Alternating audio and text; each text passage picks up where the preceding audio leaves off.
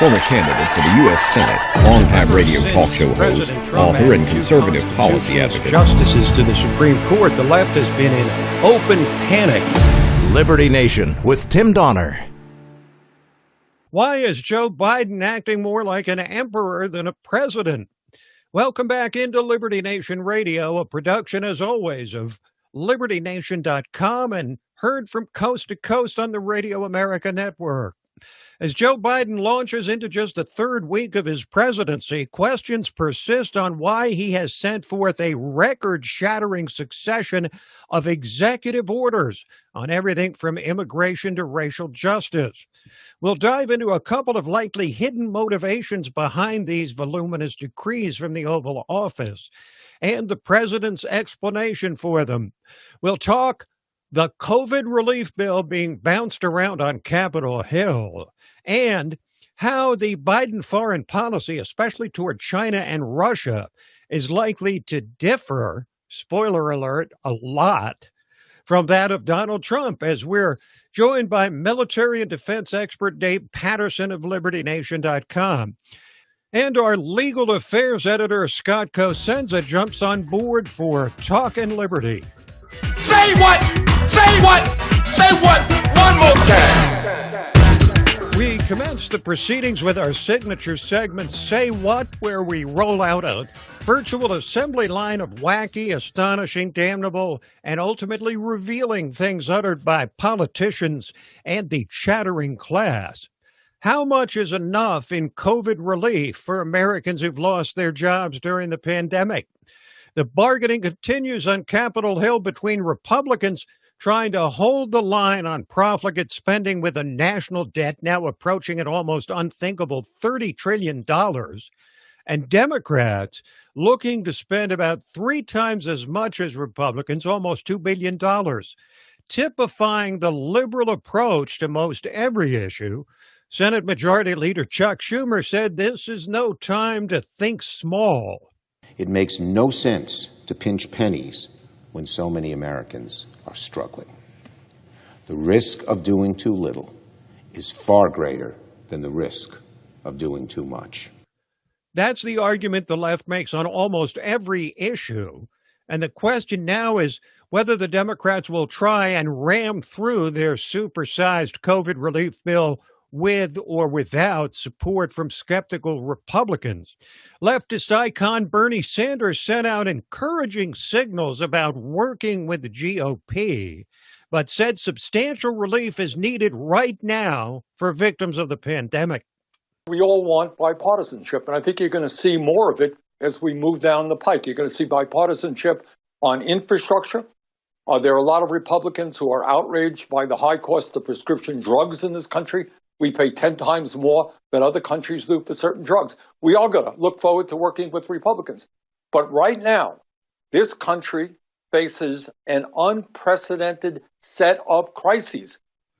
Those would be the so-called 4 crises outlined by Joe Biden in his inaugural address: the pandemic, economy, climate change, and racial injustice.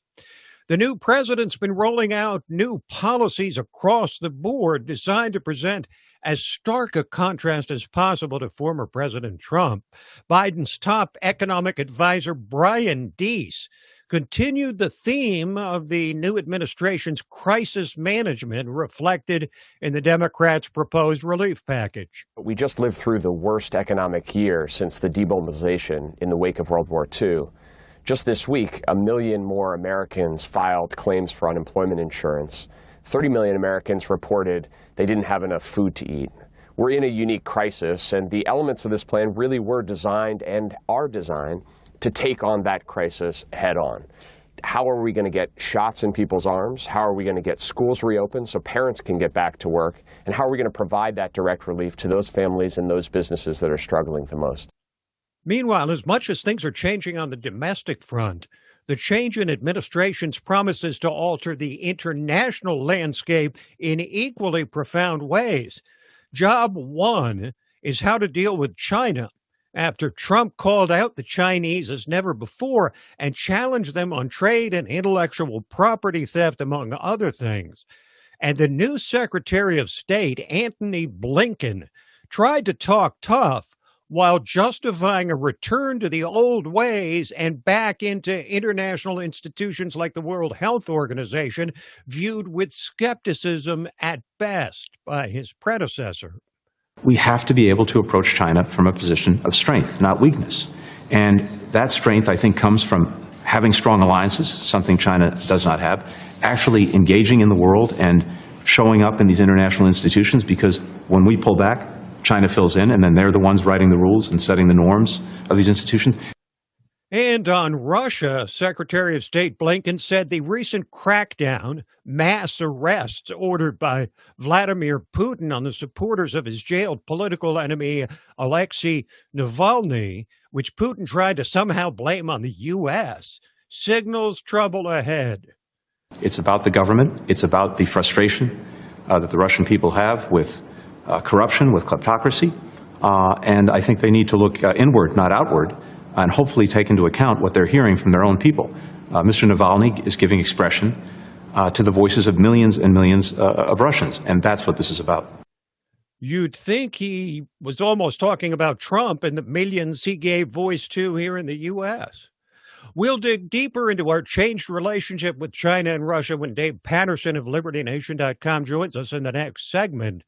But back on the home front, conservatives frustrated by the increasing censorship of big tech have been seeking a champion for their cause and may have found one in Florida Governor Ron DeSantis, who's proposed a first-in-the-nation bill based on the absurdity that big tech can actively suppress conservative speech while he and other politicians have their feet held to the fire on simple things like a campaign picnic. They have me over, we buy food, we buy some signs, I give a speech. That's a contribute. We have to account for all of that because that's helping me further my candidacy. But yet they could potentially deplatform the opposing candidate. They could suppress the message, and that's just something that is somehow okay and free from that. I don't think so. I think we need to hold them accountable. And so DeSantis has proposed legislation to fine social media companies $100,000 if they deplatform a political candidate. It empowers users to sue a social media company if they've been treated unfairly. It allows Florida's Attorney General to bring anti-monopoly cases against tech companies.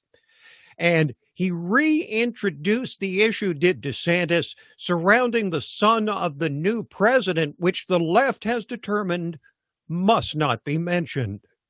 Hunter Biden's story was true, okay? We now know it was true.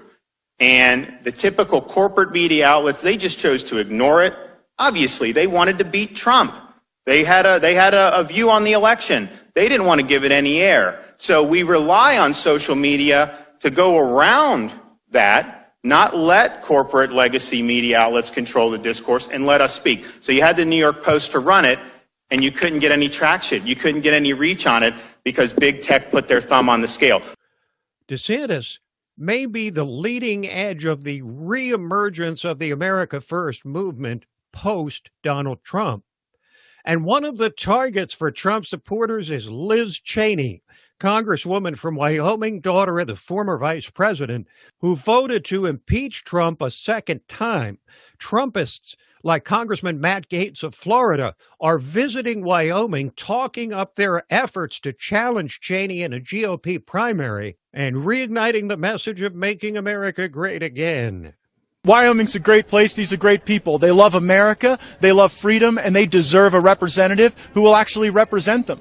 Liz Cheney is out of touch with Wyoming. She's out of touch with the Republican Party, and she should be removed from her leadership position in Congress. The policies of President Trump work. When we lower taxes, when we reduce our engagement in foreign wars, when we invest in our people, our country does better. So we don't have to have an esoteric conversation. We can actually look at the data and we can look at the progress of our people. I don't believe the Republican Party should stand to invade everywhere and invite everyone across our borders illegally for big business. I think we ought to stand for the working men and women of the country. That sounds like the new blueprint for the Republican Party circa 2021. Liberty Nation with Tim Donner. For 50 years, ever since President Richard Nixon lifted the veil and opened the door to communist China, American presidents spoke harshly but carried a soft stick on China, allowing this growing global superpower to accumulate more and more power and control until Donald Trump came along and flipped the script, challenging our adversary on tariffs, trade, intellectual property theft, and consummating an agreement which was supposed to be the start of a more grand, or critics would say protectionist, reform of our relationship with China. So what happens now that the famously pro-China Joe Biden has landed in the Oval Office? Joining us to consider that question and others relating to the Biden view of the world is the man we turn to on all things defense and military and national security related, LibertyNation.com's Dave Patterson, back in the saddle after a time away. Welcome back, Dave Patterson. Hey, thank you, Tim. It's great to be back with you. It is great to have you now. Dave, reading the tea leaves as best you can, what do you see as the fundamental change from Trump to Biden in terms of our approach to China? Is it likely to simply be a return to the decades before Trump? Or did the Trump approach to China make it harder for Biden to return to business as usual? Well, I think as the old saying goes, a leopard doesn't change its spots. And we know that the Obama administration was very cordial to China, as were other administrations, in hopes that they would curry China's favor as far as a trading partner was concerned. And I suspect the Biden administration will take that exact same course.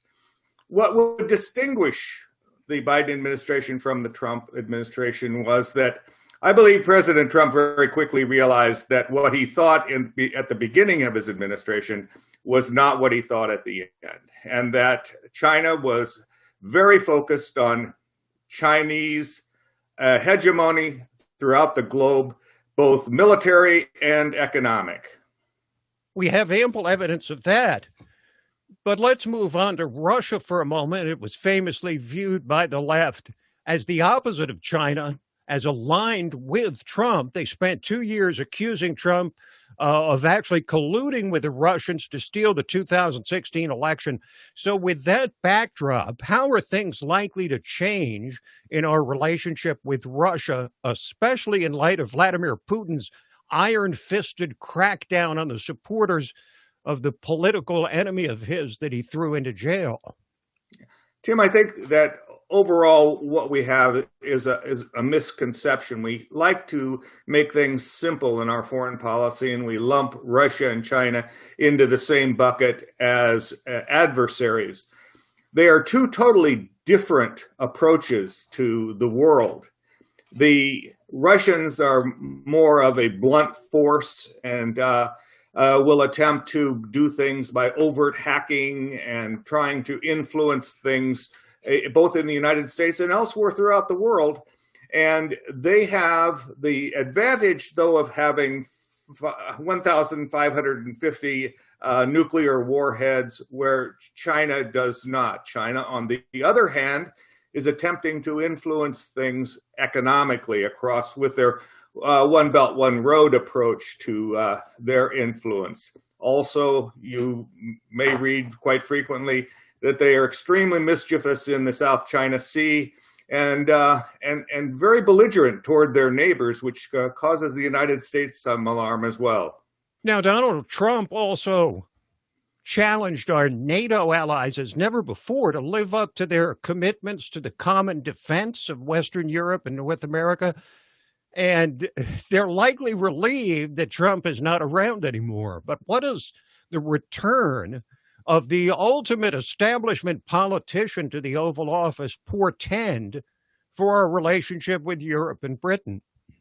Oh, I think that the Biden administration is going to be a much kinder and gentler ally with our European allies. I think that they will take a much softer approach, handling them now with kid gloves. There's a belief within the liberal and progressives that you will always get your way eventually by showing them that you're conciliatory and you're kind and you want to be a good ally. That has never worked, actually. And one of the things I think you can take a certain amount of comfort in is that when President Trump took a hard line on the 2% contribution to defense by the NATO allies, the first person to come on board in support of him was the Secretary General Jens Stoltenberg. And he too was interested in NATO allies carrying their fair share of defense. David, thank you so much for joining us. Happy to be here, Tim. Always a pleasure.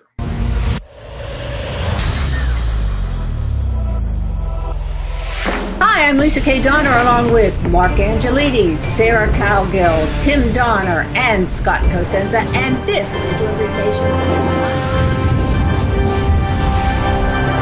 Now let's take a look at the LibertyNation.com electoral leaderboard. It's still 238 for Joe Biden. What if stories and legends can offer us the key to unraveling the hottest political issues of the day and apply their lessons to understanding the chaos of modern politics? Impeach 45!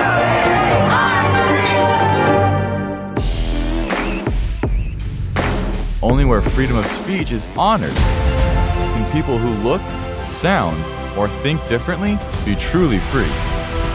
If you're discussing something that's difficult, the probability that you're not going to offend each other is zero. President-elect of the United States of America, Donald Trump.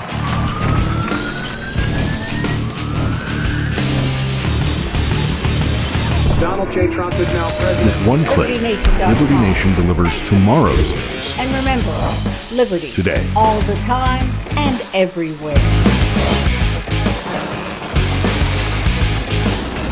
LibertyNation.com. Liberty Nation with Tim Donner.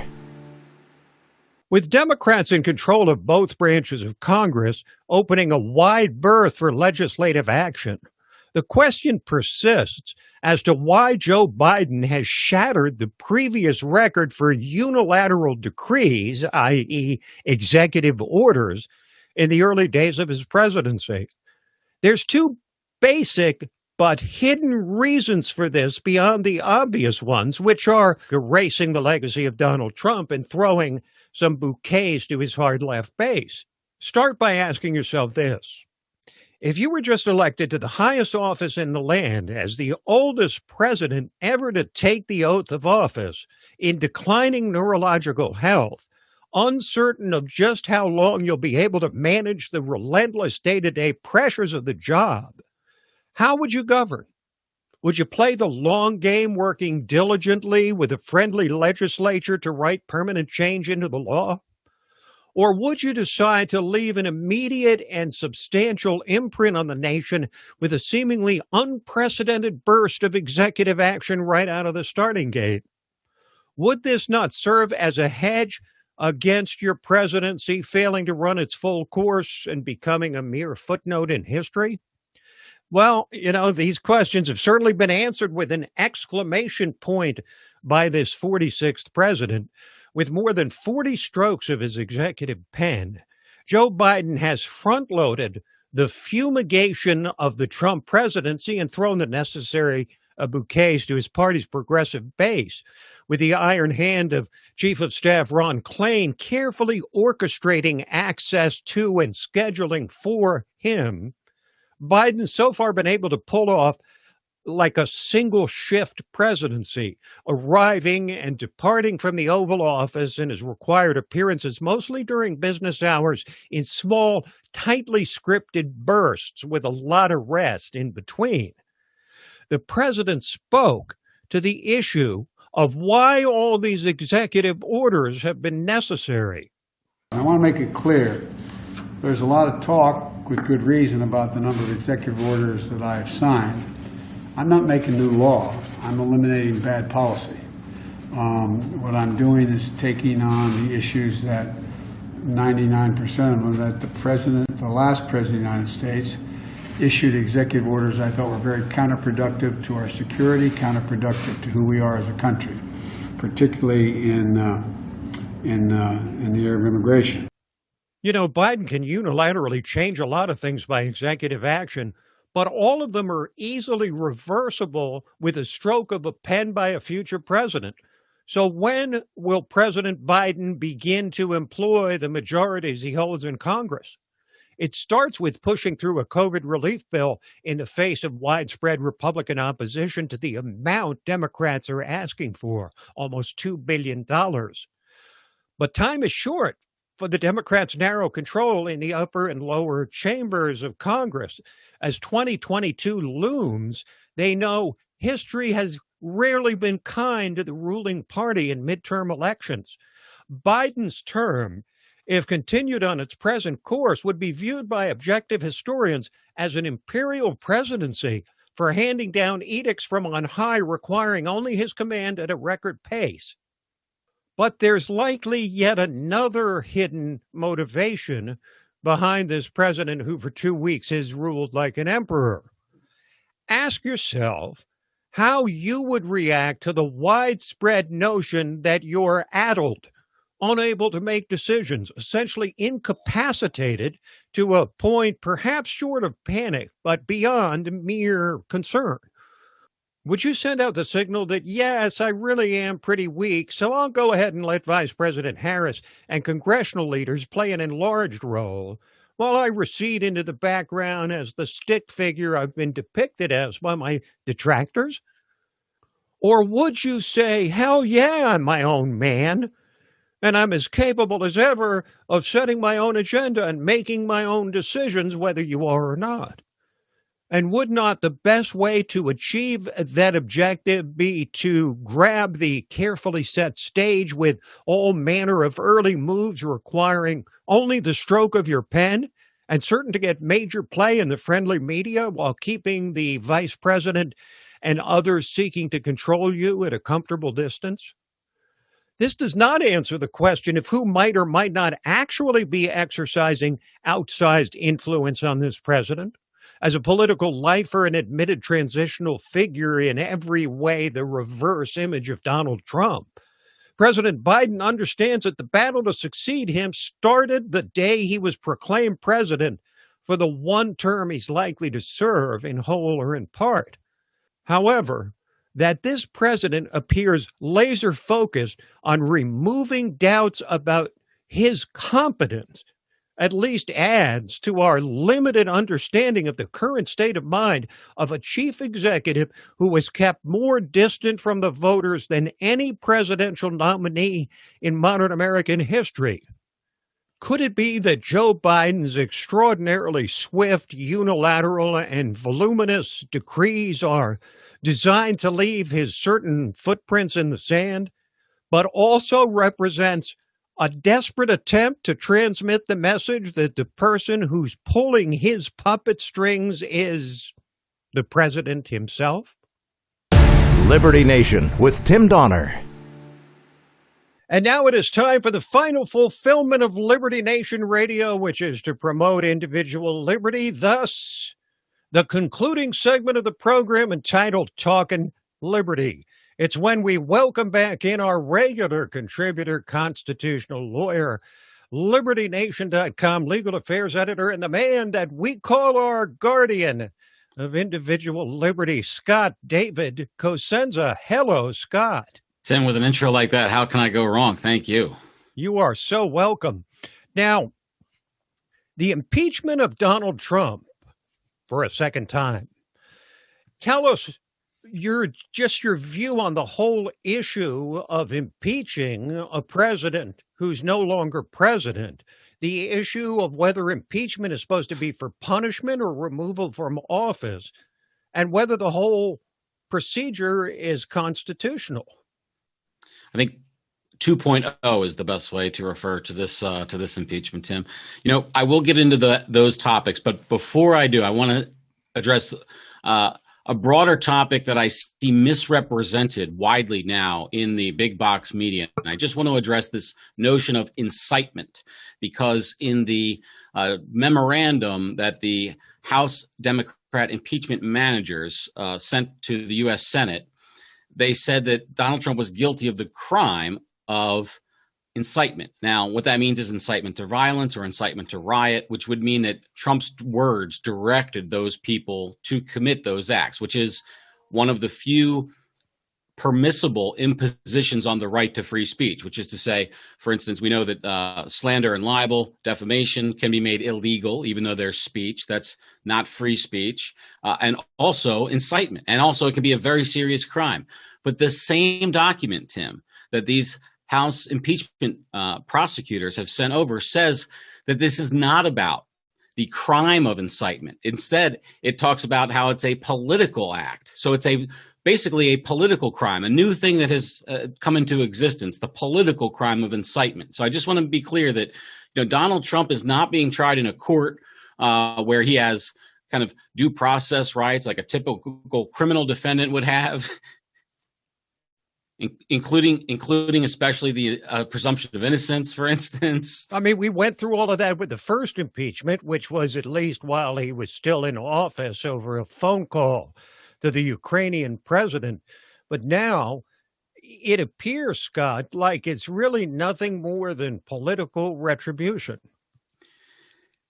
Oh, absolutely, Tim. Also, and let's always remind ourselves that they're likely fundraising mightily off of this thing. So we can't even estimate what kind of fire hose of money the Never Trumpers are pouring in. They just want to just smash, kick him when he's down. Like that, the universe of those folks has got to be pretty great, Tim. So the juice politically combined with the money. And then here's the third part, Tim. Hey, you don't actually have to get into the hard work of trying to govern during a global health crisis and numerous other issues facing the country. We can talk about the constitutionality of it. I think it's dubious, but perhaps permissible. I mean, there does seem to be a reason within the Constitution why that would be the case, meaning to prevent a person from being able to take office for future office. And Donald Trump is certainly eligible under our Constitution to run for president and hold that office once again. I would say that the Supreme Court, the Chief Justice of the Supreme Court, Justice Roberts' decision not to participate, though, speaks pretty loudly to me. You mean you don't personally believe that Patrick Leahy could serve as an objective judge for the impeachment of a man who he detests with every fiber of his being? Tim, if there was one senator who could do it, I know that it would be Senator Leahy, but I'm feared that not even he possesses the gravitas of spirit to get through it. I'm sure he will appreciate your confidence in him, Scott. Yes, he's a lion of the Senate, to be sure. Now, from impeachment politics, we move to vaccine politics, and a federal judge has ordered Oregon to offer vaccines to people in prison right away. That's right, Tim. I think that this is a fascinating case because it's a U.S. magistrate judge, Stacey Beckerman, and she basically said to the state authorities that you better get these prisoners on schedule.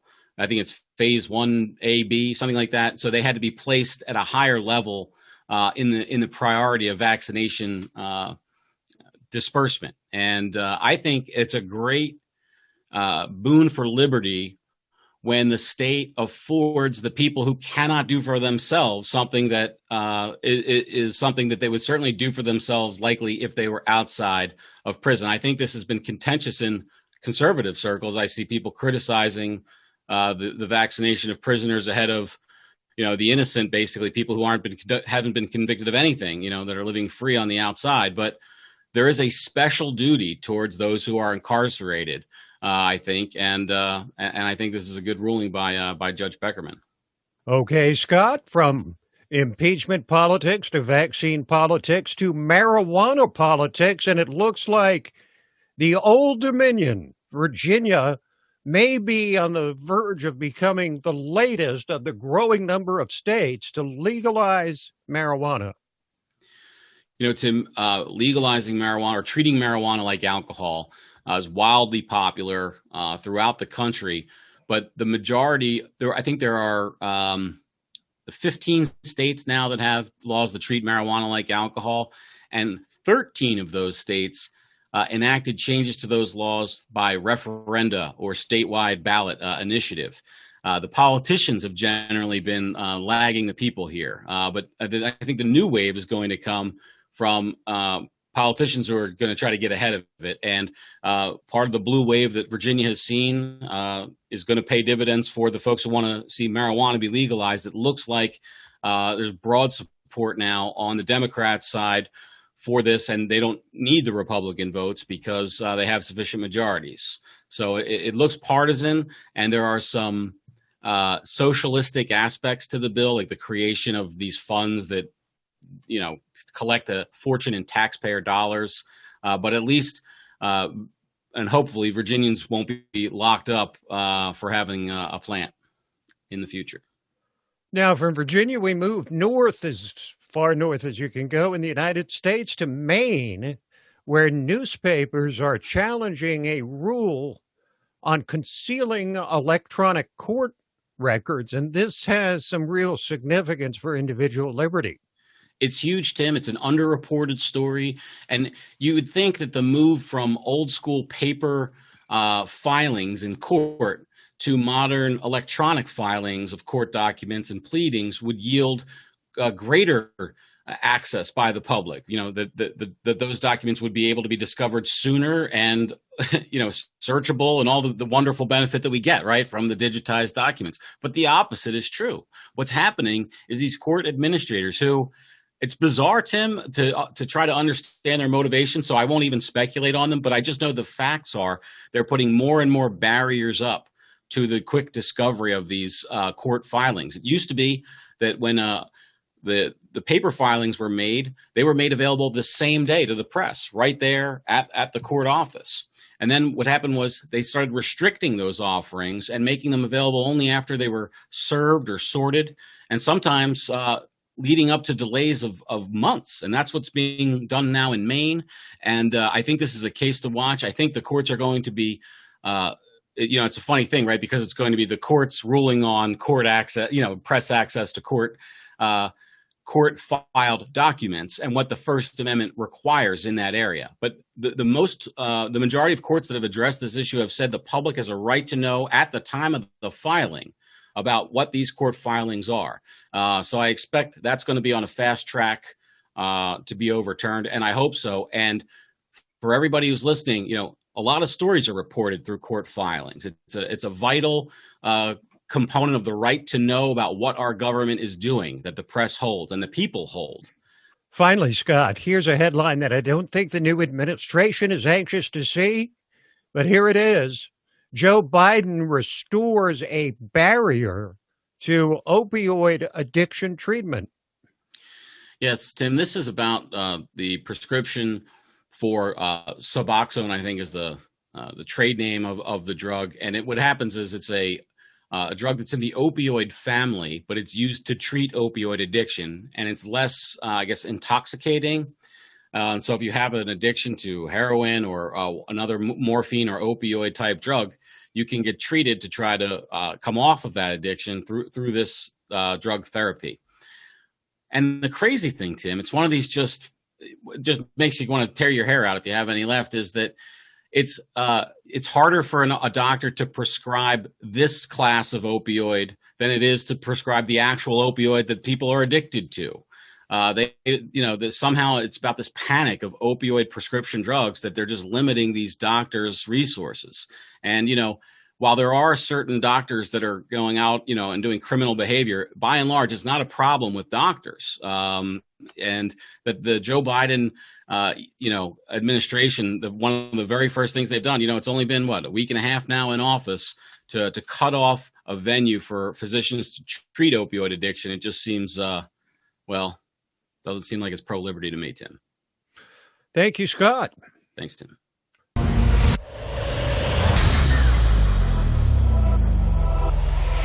Hi, I'm Lisa K. Donner, along with Mark Angelides, Sarah Cowgill, Tim Donner, and Scott Cosenza, and this is Liberty Nation.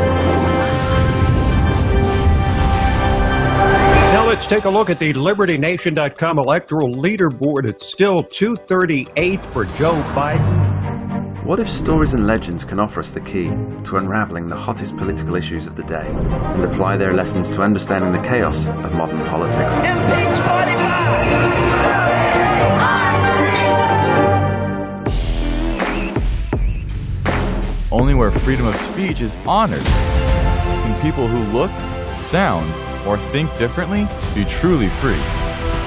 If you're discussing something that's difficult, the probability that you're not going to offend each other is zero. President-elect of the United States of America, Donald Trump.